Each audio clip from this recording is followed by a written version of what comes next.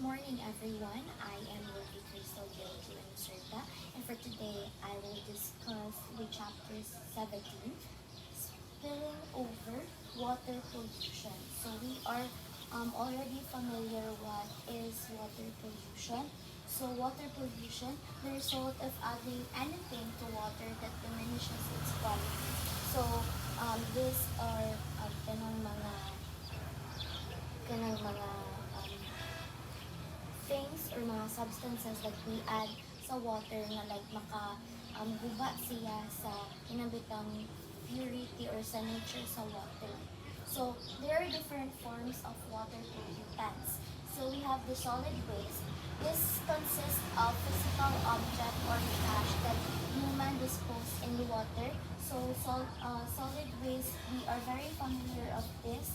So these are the trashes that we throw sa ato ang kanang like say for example sa suba, sa dagat, nga dito, then it diminishes the quality of the water. Next is the sediments. Natural process wash some sediments in the water. Sediments are particles of sand, salt, or clay. So kaning kuan kining sediments, this is mostly can I experience if there is an erosion happening. So for example, kini nga area kay ni undergo siya deforestation, and then here comes kanang ni ulan, then kanang ulan is iyahang dalon ang sediments padulong sa, let's say for example, pinakaduol nga suba, then mo na siya ma-wash up siya, then mapunta na po siya sa dagat, which is ma-increase ang kanang sediments nga naa sa dagat. So this is an example ng sediments. So clay, tapos we also have the salt, and then we have the sand. Then next, the heat or heat. Thermal pollution is the addition of heat to water. Thermal pollution occurs when human use water for industrial processes that heat it up and then return into its source. So this is an example. So this is common sa industrial processes. So they get water, for example, kani sa dagat. Then, humanana kay they process the water, and then after that, ilahang ibalik na pod sa ilahang gikuhaan, which is not good for our marine life. Why? Because the fish nga nagpuyo dito and other organisms, kay if dili sila anat sa temperature, kung unsa ka ang tawag sa temperature sa water is there is a possibility na ma-damage jud sila. So for example, mga fishes nga dili kagwanta og mga kanang sudden change of temperature sa water. So this is what is going to happen. So there will be, if there is thermal pollution, then it diminishes the quality of the water and the marine life. Next, we have the toxins and pathogens. Pathogens are the substance that endanger to the health of living organisms, includes poisonous chemicals or toxins, and disease-causing organisms. So mga disease-causing organisms na nadira mo na siya ang pathogens, and then toxins kay these are mga substances that are dangerous for our health, and of course for dangerous pud siya sa ato ang palibot, since it can also damage our natural environment. Then let's move on to the point and non-point source. These are the reasons nga nung na ay ang sa tawag kanang pollute ang water. Why water pollution is kanang happening. But before that, let's discuss first the noise. So nalaktawan na ko siya. So let's discuss the noise first. So, isa siya sa mga forms of water pollutants. So, you might be wondering why na ay noise sa kanang forms of water pollutants. So, ang noises degrade the water quality for organism that lives in the water. So, these are, kabalan na taon sa ni, these are kanabitang mga transportation, water transpo siya.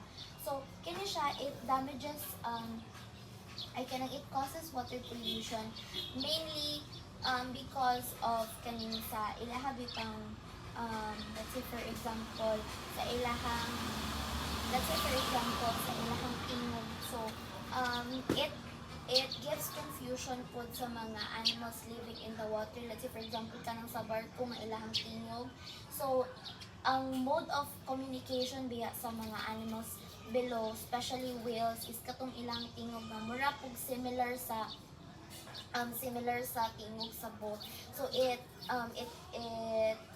gives kanang confusion bitaw sa mga animals, living organisms nga naa dito. And also kana pong magbutang bitaw sila og tawag ani kanang ihulog nila below the water para like dili mamove ang barko. So we don't know nga like na ay ang sitawag ani na ay mga natural dito nga kanang habitats bitaw, and then madamage sila. So of course if na ay damage, then mo effect ko na siya, it will give effect sa ato ang water. Then now let's proceed na jud sa point on non-point sources. So when we say point source, water pollution originate at a specific and identifiable location such as drainage pipe. So point source water pollution, this is the point source water pollution. So this is very easy to identify kung asa gagikan ang pollution sa tubig. So for example, kani siya like sa canal. So for example sa canal, so kini ko nga area, let's say kini nga area diri is polluted ang water, and then they are trying to figure out sir na ay namas ko. So ako dyan ikat ang videos niya. Kaya may message siya.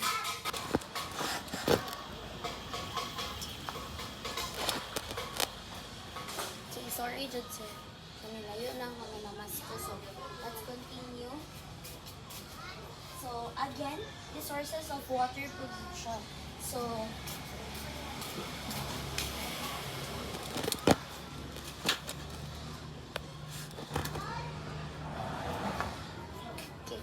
So, mingaw na like, hihinom ng palibot, sir. So, I will be continuing my report na, my discussion. So, again, there are sources of water pollution. We have the point source water pollution, which is originate at a specific and identifiable location, such as drainage pipe. So, drainage pipe, these are the drainage pipe. So, gikan na siya sa, for example, gikan na siya sa industry. So, let's say that this area is polluted. So, kini na area is polluted na siya, and it is easy to identify where is the pollutant kanang mainly coming from. So, since sa iyo naman siya pag-identify sa asa ang main source mo, so, dali po siya ma-mitigate. So, this is very kinabitang like easy to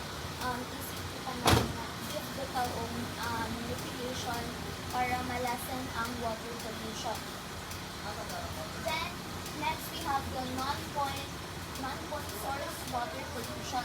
So, comes from a larger area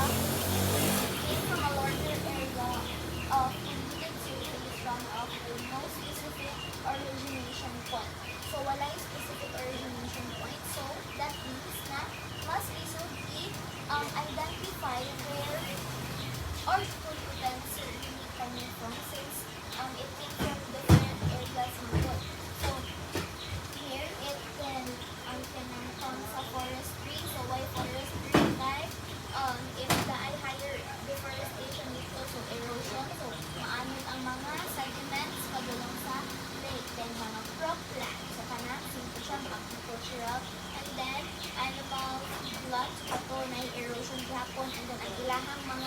kanang ilahang pure bitaw. So kana siya it can degrade the water quality. And then we have the urban.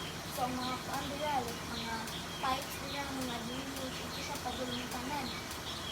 Then also the suburban. So let's say for example, there is a suburban to polluted water like na polluted like na ako ng chemicals na kuan ako ng chemicals na spread.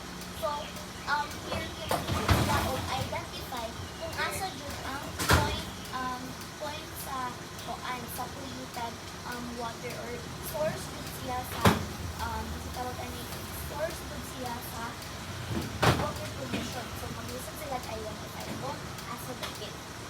Dagikan. So, kana siya. And also, if magulan, mag-usap sila if, for example, sa nagikan din ang mga basura, mostly sa mga basura, sa mga toxins na nag-create sa water quality. So, diha, mag-usap sila o identify sila. So, mauna siya 9 source water pollution.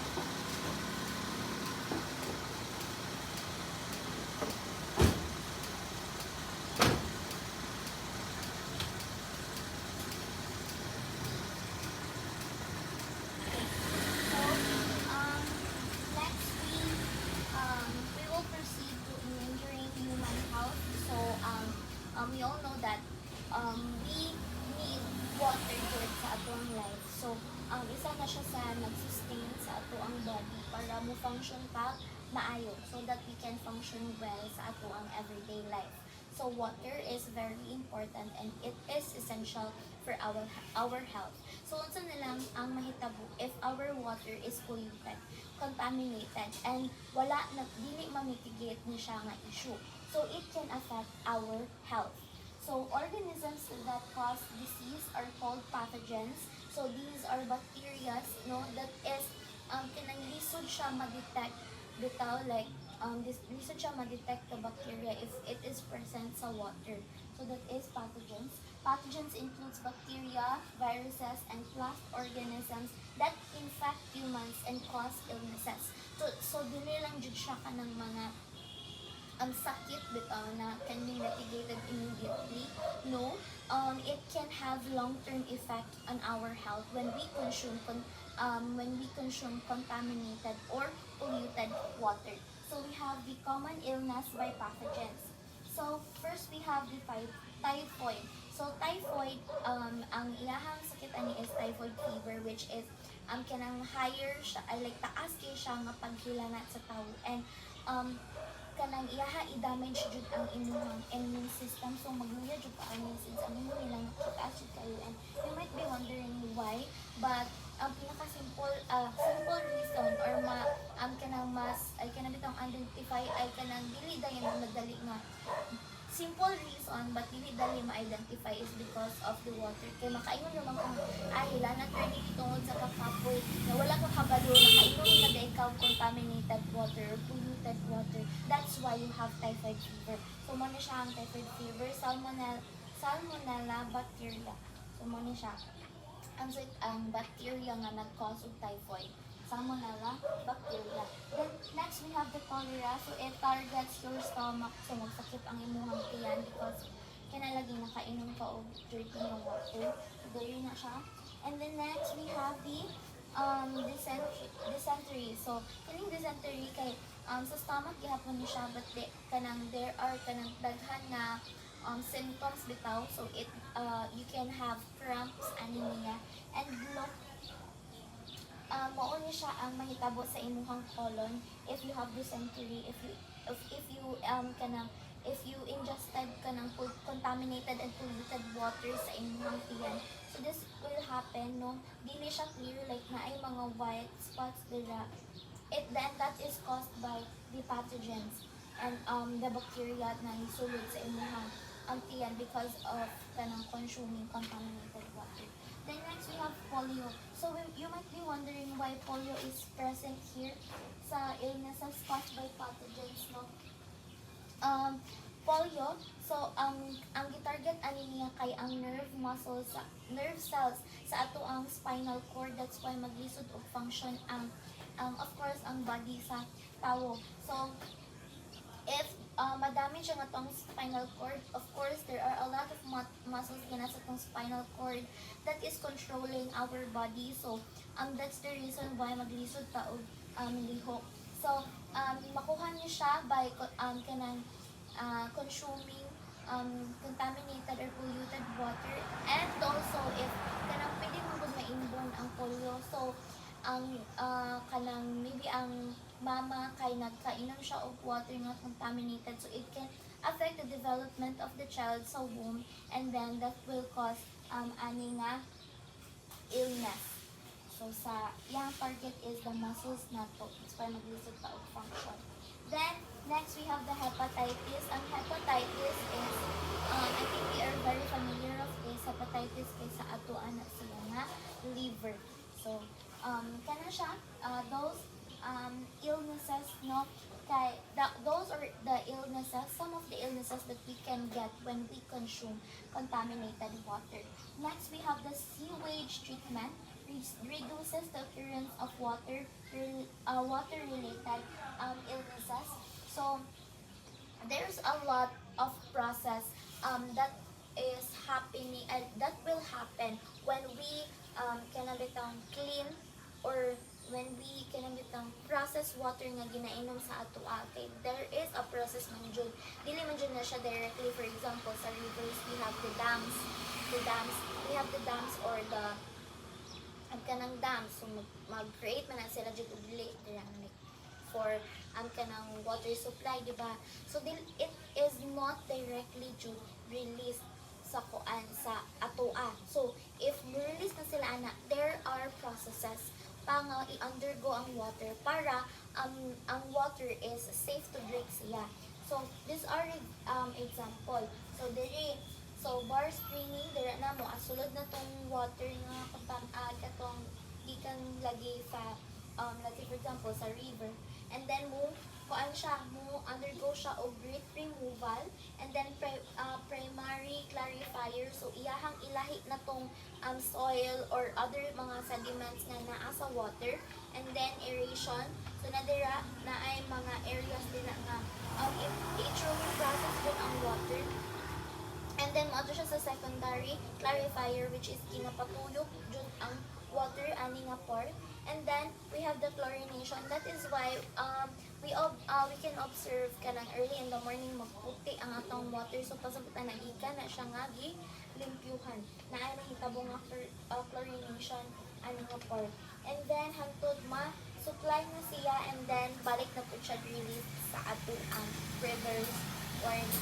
So ganun sa pag-use nato. And also na-apoy process ang water para mubalik jud sa iyang natural source, which is pwede po ang evaporation. Then so pathogens, I've already mentioned what pathogens are. So these are so difficult to detect.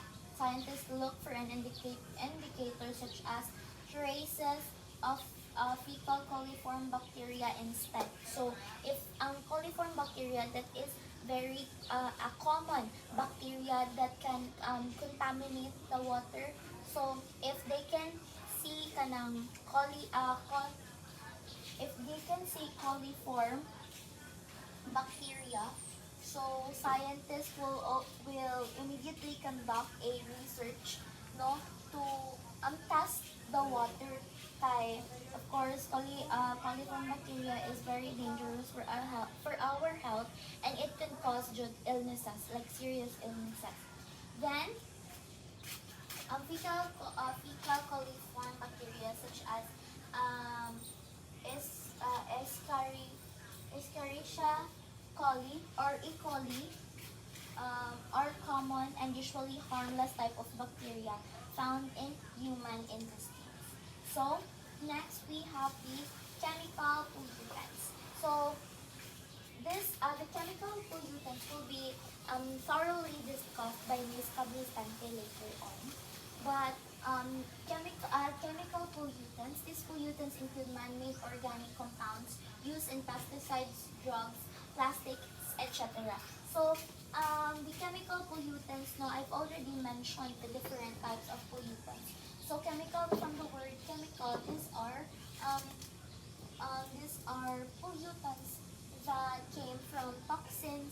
nga came from kanang toxins bitaw from the industries food and then mga agricultural or mga crop production dira magikan ang chemical pollutants. They enter water through agricultural runoff, example pesticides, drainage from homes and businesses, and seep into groundwater from landfills or sewage system.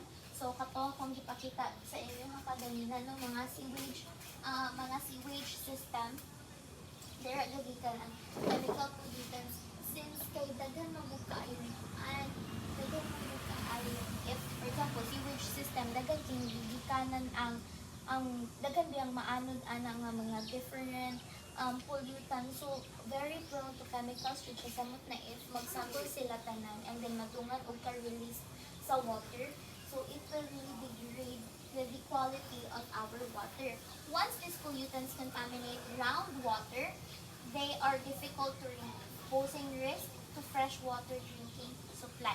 So we all know nga ang fresh water kay mostly diba gikan sa glaciers and kanang ang fresh water gikan siya sa glaciers and sa mga snowpack and ice.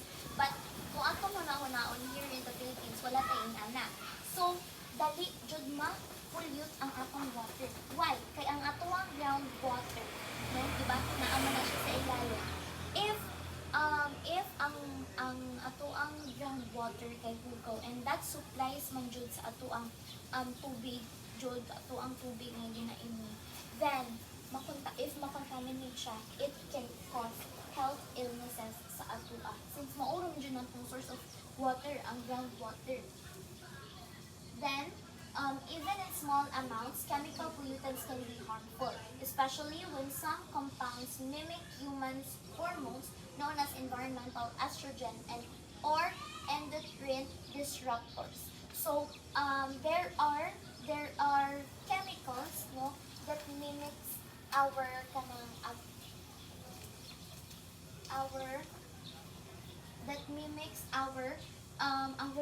hormones. So if they mimic our hormones, they can easily enter our body. Kay masuhid naman nila ang atuang hormones. They can easily copy our hormones. So that means dili na sila. There's no need to kanabitang struggle jud in kanang musulod sa atuang lawas since it will be easier for them since they already mimic human hormones. Then, we have metals like mercury, iron, and nickel pollute water from sources such as mining operations. So, very understandable why there is a chemical pollutants here. Why metals, mercury, iron, and nickel also pollute our water. Why? It's also because of our actions. If we always do kanang mga mining activities, it can surely affect or degrade our water. Kay it can be washed off ng pulbod. If there's rain, then mas easy ang kanabitang erosion process through water. So that's what is happening here, no, when it comes to mining operations, and then it can really pollute our water. So metals and other pollutants accumulate in organisms, becoming more concentrated as they move up the food chains, magnifying their harmful effects. So these chemical pollutants, no, and all the pollutants that we have, the water pollutants that we have, is very dangerous for our health. And that is this is the thing. It is very important that we learn how to take care of our environment, how to take care of our water sources, and like most especially the groundwater and other like some lakes and rivers. It's important that we understand their importance and we know how to take care of them because if ma-contaminate ang ato ang water,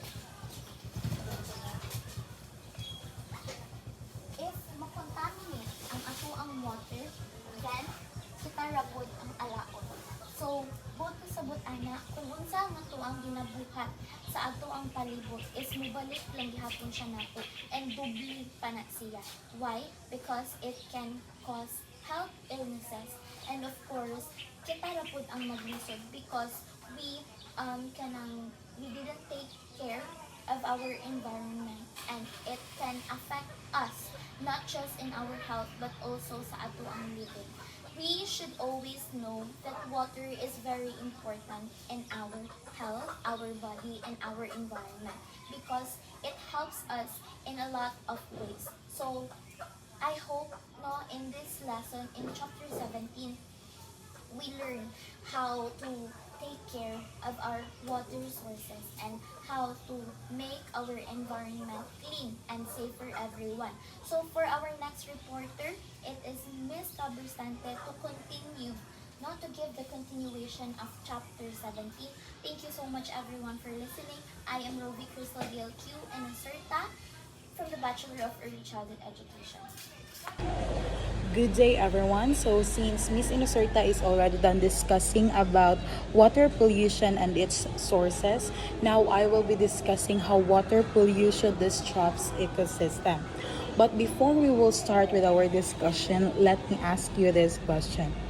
What do you think will happen to the fish if the water contains very low or little oxygen? Yes. Yes, exactly. So thank you. So if ang water is low ang iyahang nga oxygen, the fish may eventually die. Why? Because the fish needs oxygen para maka-survive. Yes. So today, we will discuss water pollution, dissolved oxygen, and the effects of aquatic ecosystem. Water pollution harms ecosystem, not just human health. So ang water pollution does not only affects human, but it also affects the plants and animals that is living in the water. So one important factors that shows the health of water is what we call DO or the dissolved oxygen. So ang dissolved oxygen, it is the amount of oxygen that is present in the water. So scientists measure dissolved oxygen. Why? Why do you think ang scientists gi-measure man nila ang mga DO? Yes. Yes, exactly. They measure the dissolved oxygen to know if ang ecosystem is healthy ba siya or polluted. That is the reason why. So, kung ang water is polluted, the level of DO or dissolved oxygen is mumaba siya. But when ang oxygen is low, daghan nga organism ang dili makasurvive. So now let's talk about dead zone. So a dead zone, this is an area in water where oxygen levels is very low. So diri sa dead zone ang fish ug ang other aquatic organism is dili makasurvive, mga matay sila. It is because they cannot breathe. So one major cause of dead zone is what we call nutrient pollution. So ang nutrient pollution, this will happens when too many nutrients like fertilizer and sewage is mo enter or musulod sa rivers, sa lakes and sa oceans or sa dagat. So, these excess nutrients cause imbalance in the ecosystem and reduce oxygen sa water. So, saan man pag-enter ni oxygen sa water? So, there are two ways in how oxygen enters in water. So, first is by mixing with the air above the water. And next is through photosynthesis by aquatic plants and algae.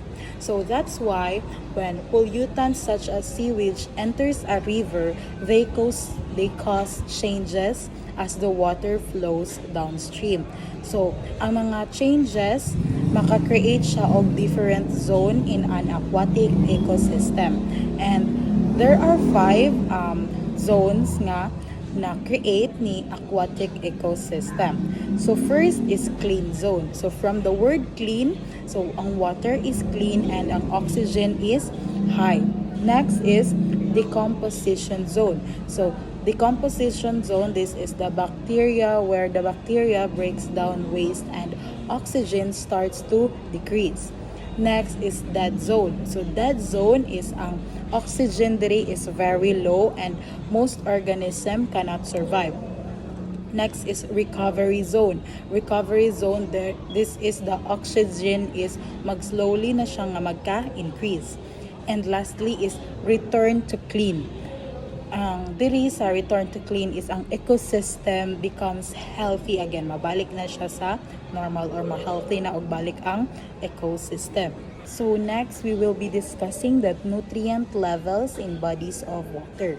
So, oligotrophic water, these are waters that has low nutrients, clear water, and few algae. So, ang eutrophic waters, these are waters that has high nutrients, high productivity, and many algae. So, the difference between two, ang oligotrophic is low nutrients, while ang eutrophic is high ang nutrients. So, now class, can we reduce water pollution? What do you think? Ma-reduce ba na to ang water pollution? If ma-reduce, then how? Do you have any idea? Okay, so one way is through wastewater treatment. So, ang wastewater treatment is a water that contains water and chemicals. So, there are 3 stages of wastewater treatment. First is the primary treatment, next is secondary treatment, and lastly is tertiary treatment. So, primary treatment is where we remove large and solid waste. The secondary treatment, this is where we use bacteria para ma-break down tong mga waste. And ang tertiary treatment, this is where we removes the remaining nutrients and harmful substances. So that is the 3 ways of how we can reduce water pollution by wastewater treatment. Another methods is the use of constructed wetlands. So what is constructed wetlands? So the constructed wetlands, this is a man-made system that use plants and bacteria to clean wastewater naturally. So they remove nutrients, save energy, create habitats, and produce cleaner water. So all in all, water pollution lowers oxygen level, harms aquatic life, and disrupt our ecosystem.